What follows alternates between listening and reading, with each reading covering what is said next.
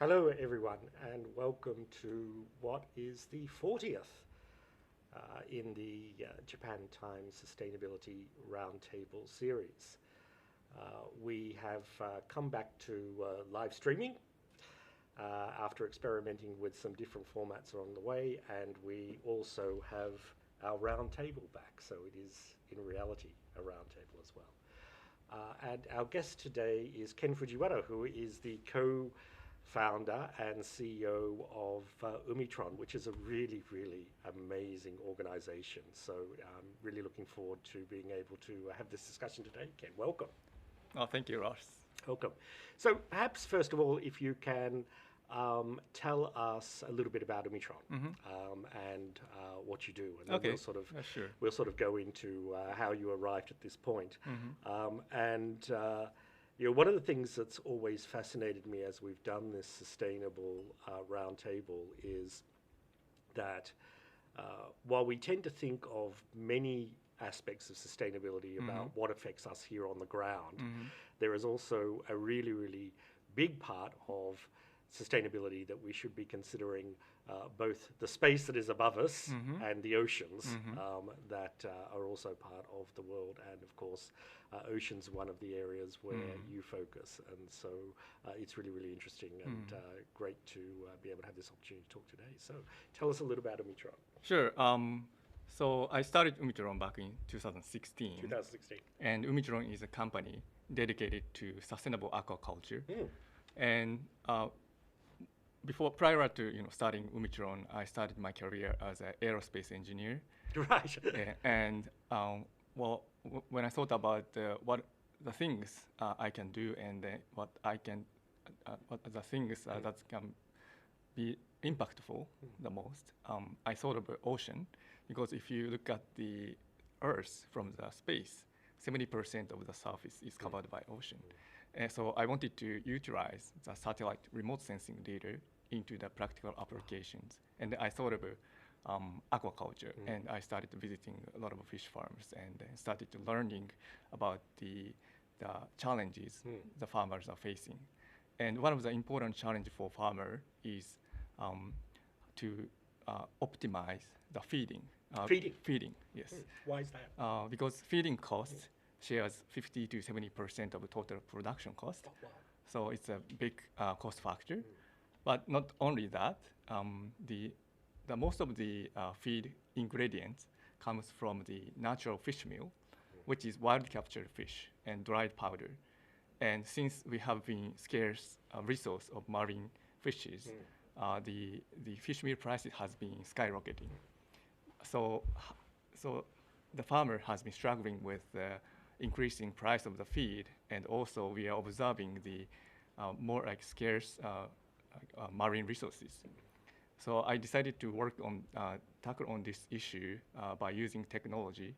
And what UMITRON is doing is using data and technology and optimize feeding. So we install sensors and also smart feeders and observe the ocean environment to optimize feeding patterns.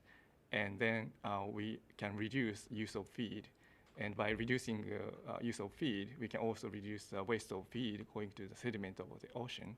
So we can improve the sustainability of the aquaculture activities. So that's how we started UMITRON. That's really fascinating. So in terms of the feed, if you understand the environment of the ocean at the time and you can optimize through that, so what sort of savings would you have in a typical, it probably varies between different environments, but typically if you were able to get those things right, how much would it save in terms of, I guess what we would call food loss in the food that humans eat? So we have been observing by installing this technology, we can reduce 20 to 30% of feed used to grow the same amount of fish. And most of this reduction comes from actually the waste of feed. So the fish appetite changes a lot depending on the ocean environment. Oh, really? So yes, so ocean environment changes a lot, especially in the coastal area. So if the water temperature goes up and high, the fish is basically change the body temperature, and their nutrition and digestion process cycles change a lot. That's why eventually they stop eating feed. But without this kind of observation technology, the farmers has been feeding continuously, like 5 times a day, the same amount, a day, and actually a lot of the feed, uneaten feed, has been going to the sediment of ocean. So that part we are now using the image processing technology, using cameras and monitoring fish behavior, and optimizing feeding. So we observe fish behavior, and if fish is not eating, we reduce feed, and if fish appetite is very high, we increase feeding. By doing so, we can reduce use of feed. Wow. So fish are just like human beings, that when it gets hot, they tend to eat less. Yes. And I guess when it gets cold, they have their own sort of autumn where suddenly it's like the shokuyoku no aki for fish. Yes. No, that's amazing. And just thinking that through, so if we hear a lot recently about the warming of the oceans as a result of climate change, that's therefore also a significant risk to the marine population, because it might get to a point where they just stop eating. Is that a possibility? Yes. The rise of ocean temperature is definitely becoming the issue for aqua farmers, because most of farmers cannot relocate their farm from one point to another. Right. So if we observe the water temperature increases, fish behavior changes. Sometimes, of course, for fish, certain species, there's an optimal temperature range where fish can grow. And if exceed the temperature, fish actually dies. So it's basically like increasing risk of the aqua farming. And also we observing a lot of high volatility of the environmental changes in ocean. So not just gradually the temperature increasing, but we have the ocean environment is becoming really volatile. We observe, for example, the harmful algal blooms. So in a coastal area, like microalgae blooms a lot, and then that also kills fish. So this kind of we are losing kind of balance in the ocean environment, and that is one of the biggest risk factor for aqua farmers right now. There's two things that you just mentioned there that I'd like to come back to. One is just the general understanding of aqua farming in Japan, sort of size and scope, and some of the challenges apart from the feeding of the fish. And the second one is the difference between the coastal environment and the ocean environment, which when we talked earlier initially, was really quite interesting for me to understand that there's a really, really big difference before that. But let's leave that for a little bit later. And first of all, so how did you come to go from being a space engineer to helping reduce food loss in fish food, put simply? Yeah. That's an interesting journey. Yeah, thank you. Thank you for asking. So, when I first started as an aerospace engineer, I was working on first the Earth observation satellite, and also the more like scientific satellite, like observing more stars and also black holes and so on. So I was kind of designing the spacecraft. Right. And at the time, I enjoyed much working on this research and development. But one of the things I started thinking about is, although we have a lot of investment into the space industry, space development, like we don't have much, technology actually implemented in actual industry to support people's life. So that is kind of becoming my struggle. So every day I go to work, do some research to observe Earth's environment, observe stars, but gradually thinking about what actually we can do by if we bring this technology into the actual practice. And then I thought of what is like most important data we can get from the satellite observation, and I came to think about ocean. As I mentioned, the 70% of the Earth's surface is covered by ocean, and if we launch a satellite and start observing the Earth, most of the satellite go over the ocean and it can observe ocean environment. And then I started visiting farms and understanding farmers' pain point, and then I joined this aquaculture industry. And as we start, as I more involved in the aquaculture industry, I loved it. I really liked this industry. It's kind of interaction between people's activities and also helping fish to grow. So like supporting nature to grow. And also there's also coastal environment, which is really important environment for marine organisms. And by observing the data of the coastal area, we can learn a lot of things about the Earth environment. And I think this area is actually the front line for us to understand the Earth environment, combining a lot of data and also the knowledge from people's and then people's activity over there. That's an amazing journey, and what I find especially interesting about it is the point that the oceans cover 70% of the Earth, and yet they're relatively unexplored, and perhaps not even that fully understood at the moment. And it's because they are so immense. But by being able to study them from satellites, from space, you're actually solving the problem of the overall sort of scale of that issue. So I find that really, really amazing. And to sort of go from someone who is building spacecraft or looking at designing spacecraft and thinking about black holes to someone who is thinking about something in a similarly unexplored area, but something that has a direct impact on the day-to-day human life of people, particularly obviously here in Japan, which is an island nation. Really, really interesting. Yes, and then during that journey, what I found out is, we have a lot of ocean observation data, but the thing is, it has been used for to understand the macro scale environmental changes, like to understand how the ocean temperature on average is changing. So like a lot of data is about the outer ocean. And what we are working on is aquaculture. So that data has to be the coastal area.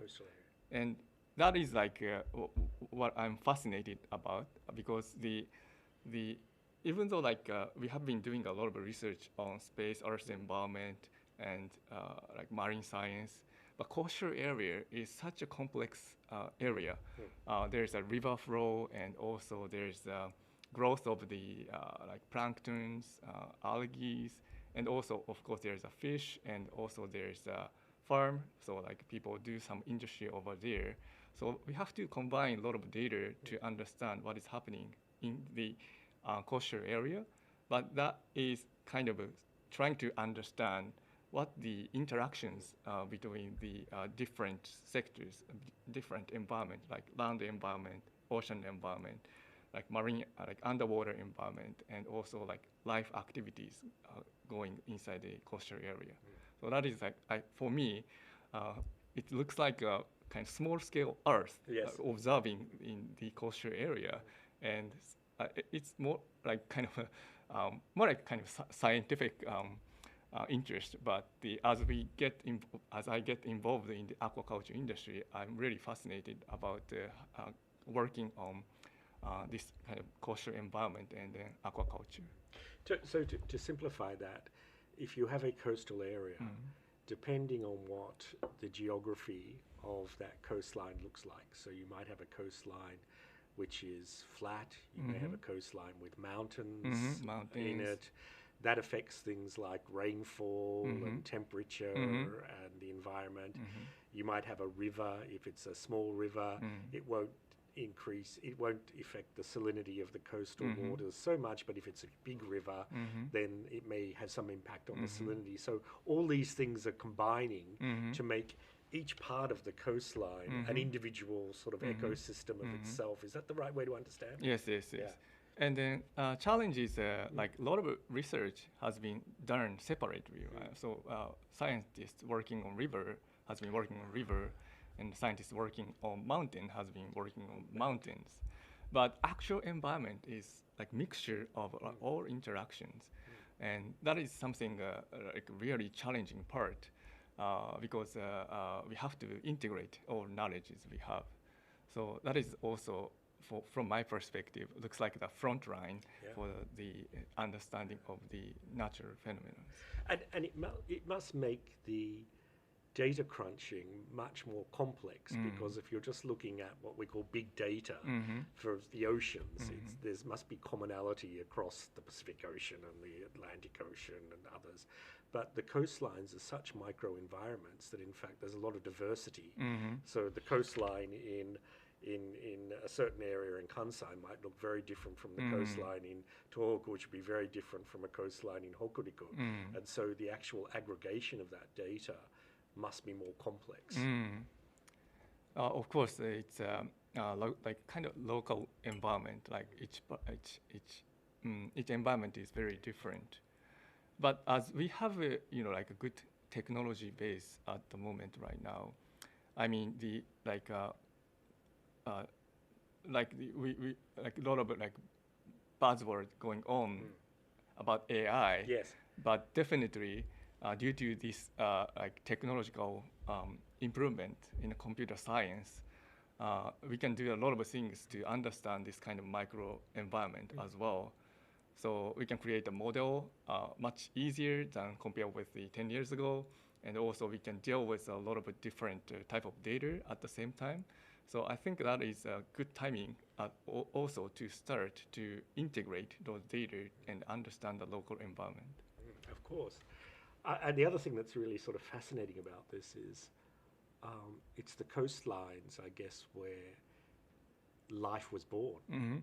And so you're actually looking at the coastlines where life originated and looking at the diversity which created life from a very, very different perspective to help the fishing industry provide food that's going to sustain that human life. Again, I find that just that cycle is really, really compelling as well. Exactly, and like space industry always seek for extraterrestrial life, yes, extraterrestrial life, right? Yeah. But it may be the similar environment where the first life happens.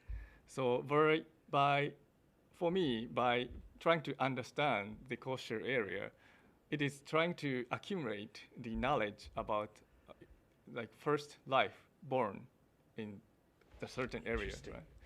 So it's also like connected, right? Like if we explore the outer space and find out there's some like ocean and coastal areas and so on, we may have a similar structure to look into to understand how the first life started on Earth. Exactly, because when you think about it, we talk about, what do they call them? Exoplanets, which are very similar environments to Earth, but that is on a very macro basis, right? They have water, they have an atmosphere, they have certain things.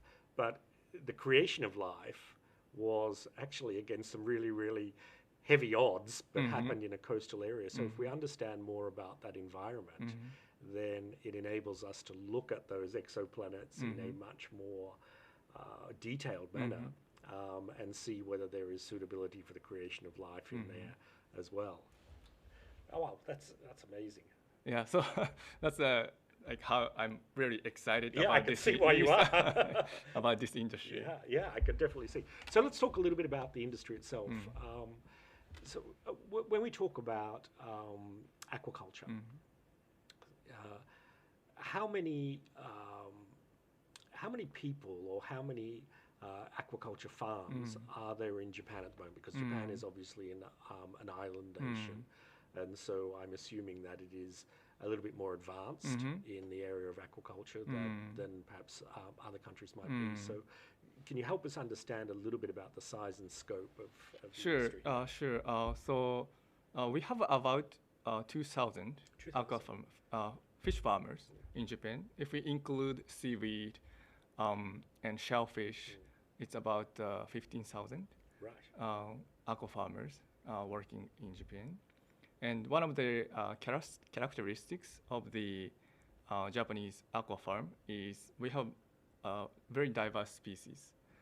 It comes from Japanese food culture because as you can see, if you go to sushi restaurant, you see like 30 species, and you enjoy a lot of different fish species. And that is also reflected to the aquaculture industry in Japan, and we have a very different environment from the warm area to the cold area.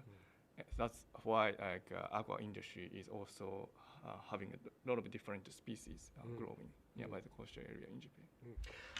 I'm not sure whether 2,000 for me is a number that is larger than what I would have expected or smaller than I would have expected. But when you think about Japan and you think, wow, 2,000 farms, and these farms are, when we see a picture of an aqua farm on the news, it's sort of like a big circle and there's lots of fish in there. But these are multiple sort of circles making up one farm. Is that right? Many Japanese farms use this square type fish pen, and they operate 20, sometimes 100 fish pen at one farm. And the number 2,000 relatively decreasing because of if you go to the countryside in Japan, we have less working populations, and also aging population is a big issue in the countryside. So it's gradually consolidated. So even though like number becoming smaller, the one farmer, the size is becoming scaling gradually. And what percentage of the fish that we eat here in Japan is coming from aqua farming at the moment? That's a good question. It's depends on species, but for example, red sea bream, the popular fish species in Japan, madai called in Japanese, 90% is farmed fish. And of course, like if you ask like people what is the most popular seafood in Japan, most younger generation answer salmon. Salmon, yeah. Yes, and salmon is almost 100% is farmed. So, but on average, I would say like 50% comes from farming. Even that seems like a large number to me, but that's amazing. And the average age of the fish farmers, as you said, is increasing, as we've seen in sort of agriculture as well. Yes, and it's actually exciting time. Just recently, FAO released the annual report, and it said that actually the aquaculture production exceeded the wild captured fish. So like in the global scale, the like most of the seafood we consume now comes from more than 50% comes from the farming. So as number of people increase, and also the people like to consume more seafood. We don't have much marine resources. It's the wild capture. The fish industry has been stagnant for 20 years, 30 years, and we cannot expect this wild catch resources can increase. So if we want to consume seafood, which is actually good for health and also tasty, and so we needed to increase the production volume of the aquaculture, and it's kind of for me, natural trend, because if we look at the livestock industry, we don't eat wild cow, wild pigs anymore, and it's all farmed. So now I think this century is a timing where we shift from the wild captured fish to the farmed fish as a major source of the seafood. And so And with the wild catch also, you have quite a lot of criticism around some of the methods, particularly the large-scale fishing, which is not sustainable over the long term. So from that perspective also, it makes sense to be looking more at the scaling of aquaculture to enable us to have access to that. We hear a lot recently on the news, and it's related, I think, to the impact of climate change on ocean temperatures. That, for instance, the harvesting or the wild catch of certain fish in North Japan is no longer possible because the fish are just not coming anymore because the temperature of the ocean is different. And instead of what was traditionally fished there's now some new species which they're being able to fish. How does that impact aquaculture if they, for instance, say they're doing red sea bream and the environment changes? How easy is it for them to move to another species, or are there difficulties around that you need to compensate for? Well, of course, it's technically possible to bring one farm to another location, but of course, it's really challenging to create a consensus about creating the aqua farms in a coastal area. You have to talk with local people and get a license. So it's not so easy, actually easy to move one farm to the northern area, for example. So other approach we are seeing is improving the seed conditions, juvenile fish, I mean. That is aquafarm is having the relatively new, actually new industry. So the improvement of the juvenile fish has been just started, and it requires a lot of work, because if you want to improve for example, you want to have a certain red sea bream which is more tolerant to the temperature, you have to change the generation to actually have the fish with this kind of capabilities. And this kind of activity has been just started. So it's gradually industry trying to adapt the environmental changes by creating better species for aquafarms. But that takes place over the long term. Yes, long term. I guess we don't see any genetic engineering of fish going on yet. So there's some activities. There's some activities. Yes, of course. Yeah, that's amazing. So when we think of the difficulties around the demographics and at the same time the need to scale, obviously you're going to see some consolidation. And we see that in agriculture as well, right, where agriculture is now becoming agribusiness. And in my birth country, Australia, right, it's a big business now, agriculture. But as we look for solutions to some of the demographic issues, let me ask if there's a possibility of two things. One, that we start bringing in people from other countries to succeed, so particularly other island nations, like nearby would be Indonesia, for instance, or the Philippines, and start training them in Japanese fish farming activities. Or we export the technology that you have to those countries in order to increase the yield and therefore increase the yield and quality to make sure that we can bring it back into Japan. Are those possible solutions, or is it a little bit more complex than that? Well, this is not straight to your answer, but straight answer to your question. But of course, we observing we invite foreign people to work in the aqua farm in the countryside because we need a younger workforce. But when we talk with the aqua farmers, it's about like regardless of the nationality, what is important is attract younger generation. Right. Interesting. So younger generation likes to work for aqua farmers, aqua industry is something we have to do. And then we can do by technology as well. So by reducing a lot of labor intensive type of work, and also when weather is really, really bad, we can use remote control or remote monitoring, and we don't have to go to the ocean. That is kind of creating a good ocean, good working environment for the younger generation. And just recently, I talked with farmers, and I liked this kind of idea. But as we are seeing improvement of the generative AI, as opposite, we don't need more like kind of smart people. Like we don't, like in general, like we don't need white collar people, right? Right, you do. Right, yeah. Because like people go to the office and then trying to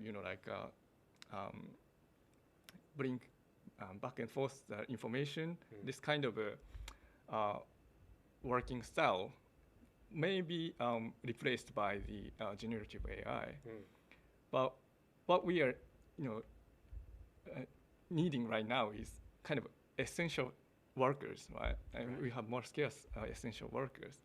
So if we combine like this both environment, and finally thought, we are really satisfied by both kind of doing the labor intensive type of work, and at the same time using the brain.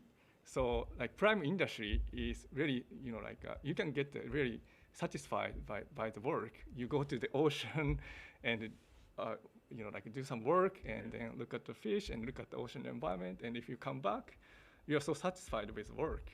So by, if we see in the future, like generative AI is becoming the powerful tool, in the future we may combine this kind of knowledge type of activity with a physical type of activity. But we humans, are created by both, right? That's right.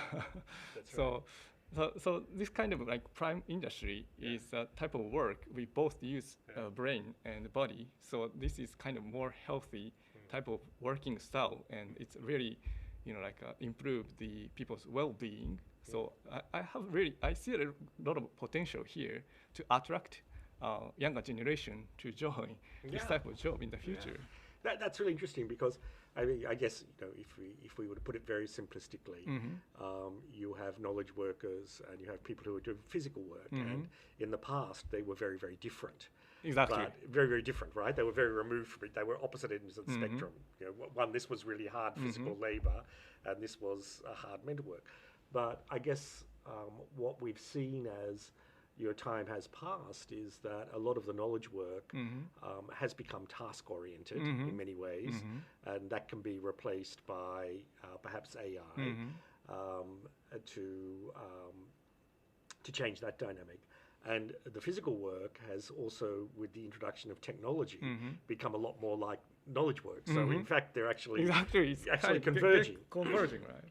And that provides an opportunity, whereas a young person maybe 100 years ago may have said, I don't want to go and work on a farm because it's really, really hard work, and you're in the bad weather, and you have to wake up early. Now, with the introduction of technology, they have the ability to combine knowledge with also the creativity and the ability to create food or something that is going to benefit the human life. So I can see, that convergence. Yes, the knowledge and the physical, right? Yeah. It's actually how we are made of, right? Yeah, exactly. So if we think of the satisfaction after work, that we use knowledge and use physical activities, it's kind of a very high satisfaction type of job. And you do quite often see on TV and that now, examples of young people who have decided not to go and join a big company, but have decided to go into farming or forestry. I saw the other day, and they all seem to have very, very genuinely rewarding experiences. in those jobs. Yeah. So I can certainly see how working in the area of aquaculture also. Yeah, would be we really, really actually see interesting. more college Yeah. graduate started working in aqua farms very recently. Wow. So yes, things are really changing right now. Yeah, well, that's really interesting. And then of course, you're at the technological end, where you're actually creating the tools to make that dynamic much easier to achieve as well. Wow. So you said a couple of times you've mentioned that you've gone and visited aqua farms, which I imagine would be a big part of the job because it is the work that you do. But since creating UMITRON in 2016, what changes have you seen in the industry? Within this period, 8 years. 8 years. How dramatic are those changes? Or how non-dramatic are those changes? What are the big things that you're seeing? That's a good question. We definitely seeing the more and more like increasing cost of feed. Right. This is because not just the wild catch fisheries has been stagnant, but it's about the how we can get most cheapest source of protein, right? Like wild catch fish has been the most like kind of cheapest source of protein. So we make the powdered fish meal, and then people export to all over the world, and people consume for the feed, and also feed for livestock, and also people consume it. But we are, people are more consuming more protein than ever, so the price of this fish meal has been going up and up and up. And now we're seeing alternative protein coming to the market, which is produced by algae or single cell protein, or sometimes insect. And those type of new type of we call alternative feed is gradually coming to the practice. Well, it still takes a little bit of time in Japan, but especially like aqua farmers in outside Japan started using this alternative source of protein for their feed. And I see within these 8 years, I think this is one of the biggest changes in aquaculture. It was actually, I was watching the early morning news this morning, and they actually had a piece on the rising costs of fish meal. Oh, really? And how it was actually causing lots of problems for restaurant owners because the price of certain species of fish were going up as a result. And so it was very timely for this discussion.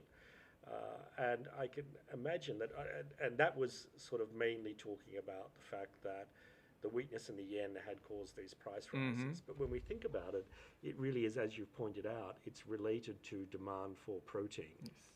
And we see a situation at the moment that in many of the world's countries that have very large concentrated populations, China being the leading one, India now at the moment, obviously Africa is coming on, Indonesia, a lot of these countries with very, very large populations, as they are growing, the demand for protein is becoming higher. And we hear that, and that demand will continue to grow as more and more of these very high populated nations come online in terms of economic growth and GDP per head grows. So it's not a trend that is going to just go away if the yen strengthens a little bit more. So replacement or alternative feed is also something that's very interesting. So we may see a day where fish are being raised on insect meal. Insect based. Wow, that's. Well, like consumers' perception, I understand. Like there's like different opinions and controversial. But I see some the fish farms started using insect-based feed, and the growth is very good. There's really no difference between fish meal and insect-based feed. It depends on like percentage we use, not like replacing 100%, but still the kind of mixing with the feed, fish meal by the insect-based feed. We're seeing some growth of fish, so in the future we may. Good. I'd rather the fish eat the insects than me. But fish eat insects anyway, right? Yes, exactly. That's exactly. right. Salmon eats insects, yeah, right? Yeah, that's why. If you imagine the wild environment, some fish grow by eating insects. So it's not so extreme things to think about it. It's just an issue of protein, yes, and not really where that protein comes from. Interesting. So tell us how you see the scope of UMITRON changing as we go forward. Are there any particular areas that are really sort of interesting to you and that you think you might sort of want to venture into in the future? I noticed that one of your values is charting uncharted, what was it? Explore uncharted uncharted waters. Explore uncharted and so waters. I wanted to ask this question, what are the uncharted waters for UMITRON? That's, thank you for asking. So recently, what uncharted water for us is we are started working on what we call, what people call blue carbon. Blue carbon is the carbon mitigation by using the seagrass, seaweed, and it's kind of creating carbon credit in ocean. Right. It's similar to we use forest as a carbon inventory. We use the seaweed, seagrasses as a carbon inventory. And since this seagrass, seaweed, the growth cycle is very, very fast. There's a lot of potential. And of course, you can imagine like ocean is very, very, we can use wide area to grow seaweed, seagrasses. So there's a lot of potential to use those seagrass, seaweed as a carbon inventory. And we started to, first, we're a tech company, so we are now using our satellite remote sensing technology to monitor the seaweed grounds, seagrass grounds, along with the coastal area, first to assess the potential inventory of the carbon. So help me to understand this. This wouldn't be, for instance, growing seagrass and seaweed for human consumption purposes, but to be growing them as you might grow a forest area on land in order to alleviate the carbon problem. And so you would have very, very large scale seagrass forests. Is that the right way to look at it? Yes, and then also not just to consume. Like even if you harvest the seaweed, seagrass, it's also they absorb certain amount of the carbon while they grow, and then this carbon go to the ocean floors and it stay there. And if the stay in the ocean floor, the carbon doesn't go out to the atmosphere for the long period of time. But on land, if you cut down the trees, actually like the carbon from trees very quickly goes to the atmosphere because of the microorganisms just disassemble the trees. So that is one of the benefits of the blue carbons, and that is why like people are really keen to explore more opportunity here. That was something I never ever realized that would actually be possible. And is that technology something, just as a general question, sorry, referring more to UMITRON or the technology that you're using and the business model, do you have competitors? Are there competitors overseas or competitors in Japan that are trying to do the same sort of things that you are doing presently with aquaculture, and just when you mentioned now blue carbon, there are people that are already doing that. Interesting to understand the competitive dynamic. Sure. So there's some competition. There's a similar startup started back in the same time we started. As you can imagine, we have a agriculture tech, Yes. so land-based farm also utilizing technology, and people started thinking about why not in the ocean as Of well. course. So aquaculture industry technology tech companies has been getting a lot of attentions, and that is I think good things, of course. Improving the aquaculture is such a big industry. Yes. And it's not we are thinking as a competition. It's more like creating a market together. And also one of the things we are different from other tech companies is we are really dedicated to aquaculture. So we also do the supporting the value chain of the aqua farmers. So we also not just providing technology, we together improve this feeding efficiency and improve the production cost. And also we support aqua farmers to find out the marketing channels and also procure more sustainable source of feed as well. So we kind of jointly in parallel running with farmers to improve aqua industry. So this is kind of one of the key differentiation of our business model. Wow. Given that you have the aging of the farmer population, how hard is it, or how willing are the farmers to undertake that technology adoption? Is it very easy for them, or and I guess there's two aspects to being easy. One is a question of willingness, and the other one is a question of ability or capabilities to take on the new technology and employ it in the fish farms. Yes. So I think willingness is very high because it's obvious this feed prices has been increasing, and we have to do something to improve the feeding efficiency. So willingness is very high, but of course in general, like younger generation is much faster to adapt to new technologies, and there's a couple of things. So we still like working with what people call innovators, like early adopters. So like people really highly motivated to test new technology. And this customer segment is gradually shifting to the more majority. And that is one of the challenges we are facing right now. So we want to reduce the hurdle to use technologies.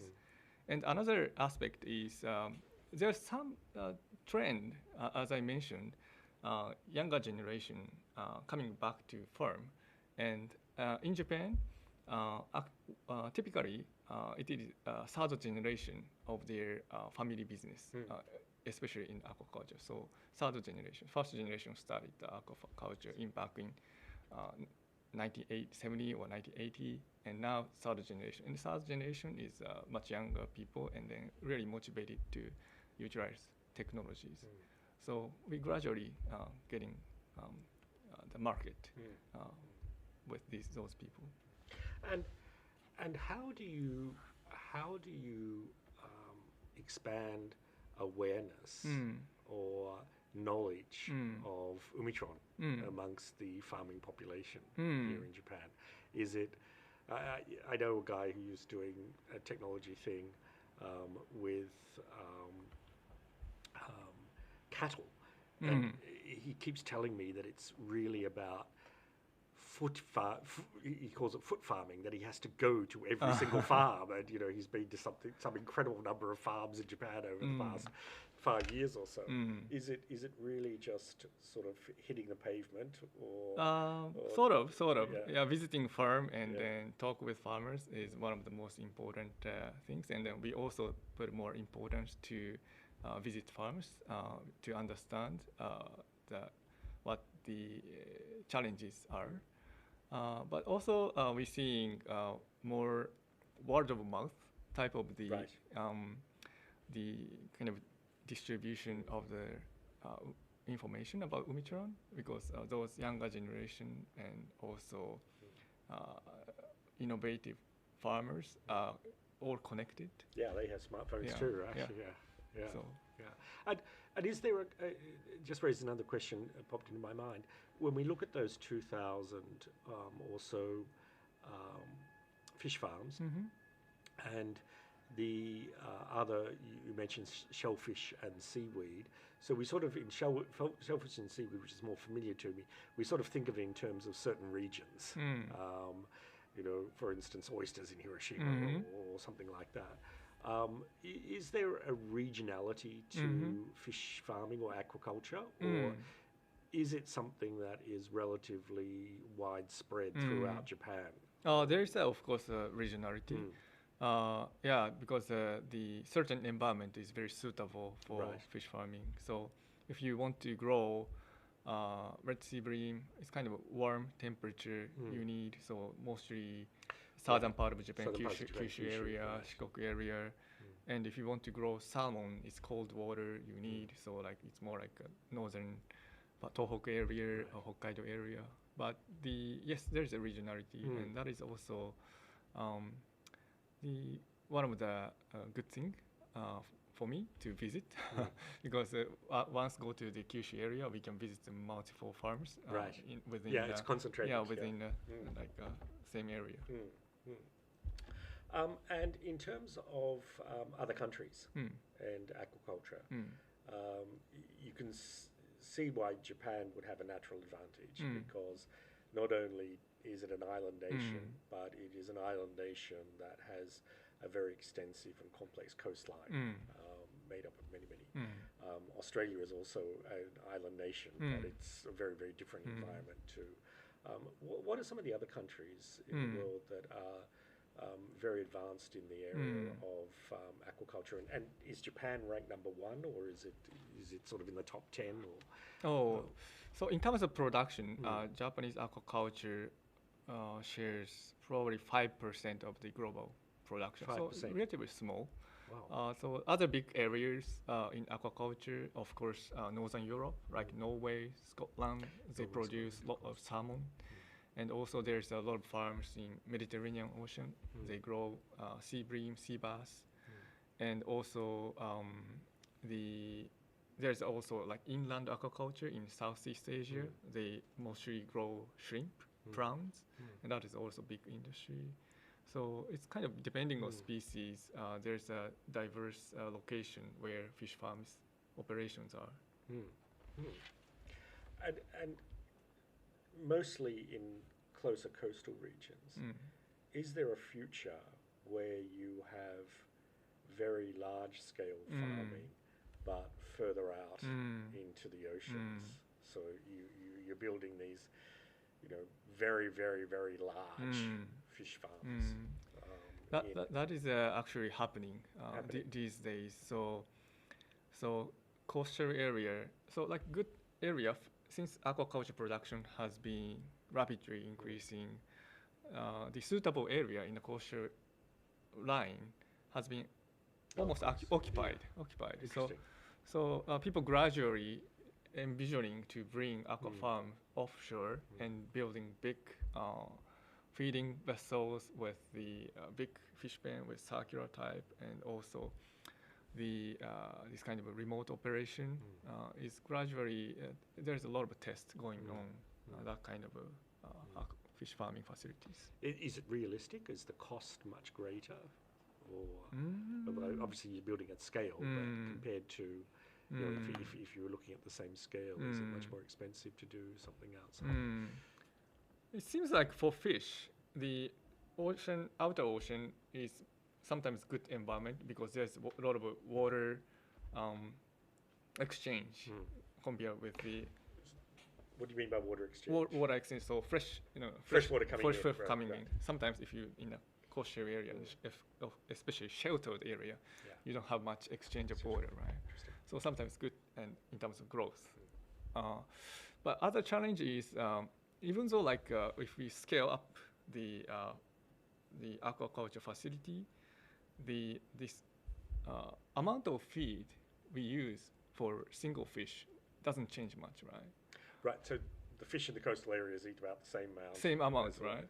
And since 50 to 70% of the production cost comes from feed, if the feed use of feed doesn't decrease, there's no much scale merit of the aqua farming operations. So that's why we are also kind of focusing on how we can improve the feeding efficiency by using data and automation and observation. So with renewable energy, we see a lot of emphasis on wind farms in coastal areas. Now people are now talking about actually floating solar farms because Japan is very mountainous and doesn't have a lot of land space for solar farms. Is that something that is in direct competition to the geography for aquaculture that's also might lead to different changes going forward? The current discussion is that we can how we can utilize the area for wind farm for aquaculture as well. Wow. So, for example, we may be able to use the ocean area for the wind farms to grow seaweed. And then if you use a kind of rope, a floating rope, and then use the seaweed to grow over there, we can do the seaweed farming as well. And sometimes of course the wind energy requires strong wind, so it's not like easy environment for fish farming. Right. But if you can do like this kind of submerged type of the aquaculture operation, it can be. Because you have structures that you can pin it on. Yes. Right. So you don't have to build those structures. Exactly. Wow. Ken, this has been an absolutely really, really interesting discussion, and I've learned so much. I didn't really understand until today just the scale of aquaculture and the importance that it plays. And I think it's really, really fascinating the way that you've taken the first part of your career, which was looking at space, and applying that to helping to further develop the aquaculture industry. Yeah, thank you. Thank you very, very much. It was my pleasure to be here. Thank you. Thank you very much.